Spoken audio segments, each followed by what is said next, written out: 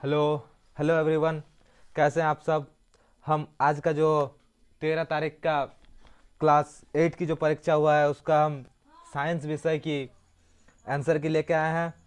तो जल्दी क्वेश्चन निकालिए और मिला लीजिए। चलिए देखते हैं। गेहूं की रस्ट किसके कारण होती है। तो गेहूं के जो रस्ट होता है वह जीवाणु के कारण होता है। एक नंबर इसका राइट होगा। सूक्ष्मजीव कहाँ पाए जाते हैं। तो सूक्ष्मजीव जल वायु मिट्टी सभी में पाए जाते हैं। सूक्ष्मजीव सभी में, यानी ऑप्शन नंबर 4 सही होगा।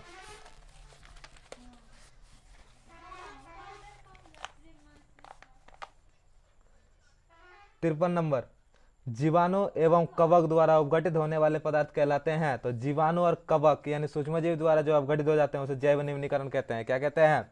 जैव निम्नीकरण यानी बायोडिग्रेडेबल। सोडियम को किसमें डुबा कर रखा जाता है। तो सोडियम को हमेशा मिट्टी तेल पर डुबाया जाता है। किसमें? मिट्टी तेल, यानी ऑप्शन नंबर 2। किस पदार्थ के दहन का सहायक पदार्थ है। तो कौन सा पदार्थ जो दहन के लिए सहायक है वह है ऑक्सीजन। फिर नेक्स्ट, बर्फ पर चढ़ने पर आप फिसल जाएंगे क्योंकि बर्फ में घर्षण कम होता है। Option number 2।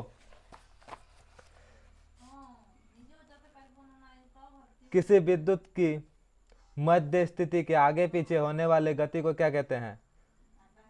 तो किसी वस्तु की जो मध्य स्थिति से आगे पीछे होना यानी कंपन कहलाता है। क्या कहलाता है? कंपन। Option number 3। किस प्रक्रिया के कारण श्वेत प्रकाश 7 रंगों में विभक्त हो जाते हैं। तो श्वेत प्रकाश 7 रंग यानी वर्ण विक्षेपण। क्या कहते हैं? वर्ण विक्षेपण। ऑप्शन नंबर 1 इसका सही जवाब। सामान्य नेत्र द्वारा पढ़ने के लिए सुविधाजनक दूरी लगभग कितनी होती है। तो 25 सेंटीमीटर। कितना होता है? 25 सेंटीमीटर। Option number C. किस कारण पृथ्वी के अंदर मृदा पेड़ पौधे कोयले में परिवर्तित हो जाते हैं। तो किस कारण से? उच्च दाब और उच्च ताप, यानी ऑप्शन नंबर 1 और 2। Option number 3।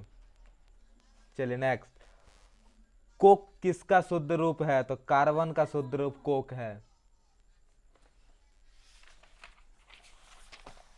मृदा अपरदन को रोकने के लिए सहायक है। तो मृदा अपरदन को रोक सकते हैं ज्यादा से ज्यादा वृक्ष लगाकर। क्या करके? वृक्ष लगाकर। मिला लीजिए और आंसर जरूर कमेंट कीजिएगा। कागज को कितने बार पुनः चक्रण संभव है। तो कागज का जो है सो वह 6 बार है, यानी 5 और 7, 5 से 7 बार हो सकता है। वायुमंडल में नाइट्रोजन कितने प्रतिशत है। तो वायुमंडल में नाइट्रोजन 78% है। नेक्स्ट, किसके द्वारा वायुमंडल की ओजोन परत क्षतिग्रस्त हो जाती है। तो CFC यानी क्लोरोफ्लोरोकार्बन। Option number 2। जरायु जंतु कौन सा है। जरायु यानी जो बच्चा देता है। तो गाय कुत्ता बिल्ली सभी देता है, तो इसके लिए इनमें से सभी। रेशम कीट का जीवन चक्र किस प्रकार का है। तो वह है कोकेन, फ्लोप्स और वयस्क, ये तीनों है। इनमें से सभी होगा इसका राइट आंसर। विद्युत सेल में कितने टर्मिनल होते हैं। तो विद्युत सेल में 2 टर्मिनल होते हैं, प्लस और माइनस। कौन विद्युत धारा के प्रभावित होने पर ही दीप्त होती है। तो कौन सा है जो विद्युत धारा डालेंगे तो ही प्रभावित होगी, दीप्त होती है यानी जलती है। तो वह है LED यानी बल्ब। विद्युत धारा कौन सा प्रभाव उत्पन्न करती है। तो विद्युत धारा चुंबकीय प्रभाव उत्पन्न करती है। क्या प्रभाव? चुंबकीय प्रभाव। नेक्स्ट क्वेश्चन 71, निम्न में से सबसे मजबूत रेशा कौन सा है। तो सबसे मजबूत है नायलॉन। नायलॉन सबसे मजबूत होता है। 3, 2 नंबर। प्लास्टिक जो आग का विरोध कर सकता है वह क्या वह है। तो बेकेलाइट भी, मेलामाइंड भी और PVC भी। इसके लिए इनमें से सभी होगा। पॉलिस्टर की सामान्य किस्म यानी पॉलिस्टर किसके है। तो पॉलिस्टर एक पॉलीमर है। क्या है? पॉलीमर।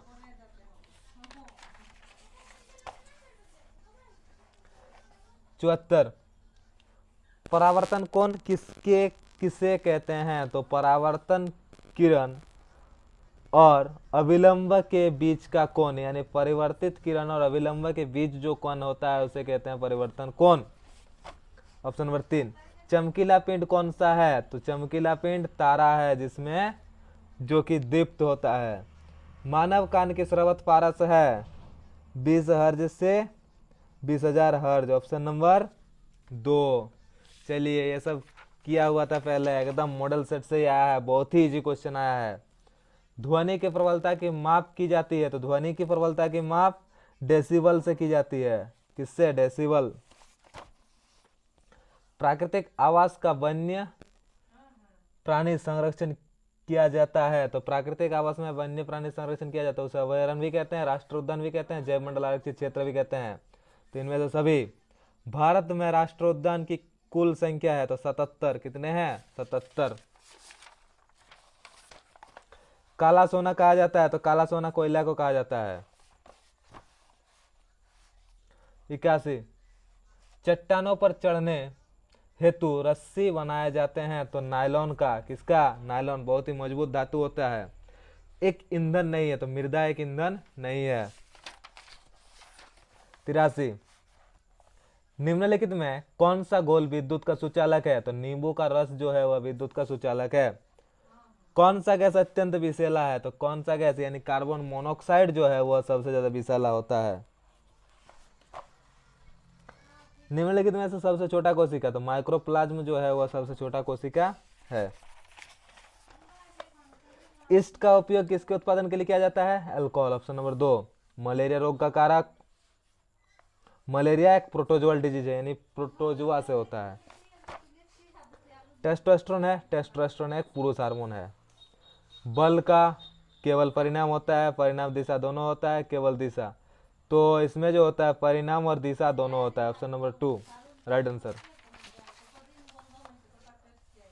90। प्रकाश के परावर्तन का कितने नियम होते हैं, तो प्रकाश के परावर्तन के 2 नियम होते हैं। Option number 2। विद्युत का सुचालक धातु का क्या नाम है, तो विद्युत का सुचालक ग्रेफाइट। Option number 2। वायु किसका मिश्रण है, तो वायु गैस, द्रव्य, ठोस तीनों का मिश्रण है, इनमें से सभी।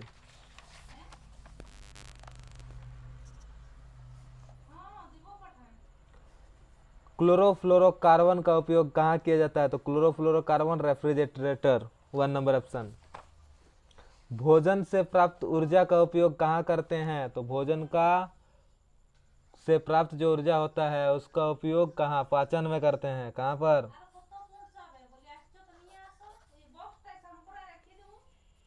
तेलीय सतह से घर्षण घटता है, तेलीय सतह में घर्षण घटता है, यानी 2 नंबर ऑप्शन। आवृत्ति का मात्रक, तो आवृत्ति हर्ज से मापते हैं। Option number 3। पृथ्वी के अचानक कंपन को कहते हैं भूकंप। समाप्ति होने वाले प्राकृतिक संसाधन जो समाप्त हो जाएंगे, खनिज। क्लोरोप्लास्ट कहाँ पाया जाता है, तो क्लोरोप्लास्ट पत्तियों में पाए जाते हैं। सर्वप्रथम चेचक के टीके की खोज किसने किया, तो चेचक का टीका का खोज अलेक्जेंडर फ्लेमिंग। किसने किया था? अलेक्जेंडर फ्लेमिंग इसका राइट आंसर। तो जल्दी से बताइए कि कितना होता है, कमेंट जरूर करें। कितना नंबर आ रहा है?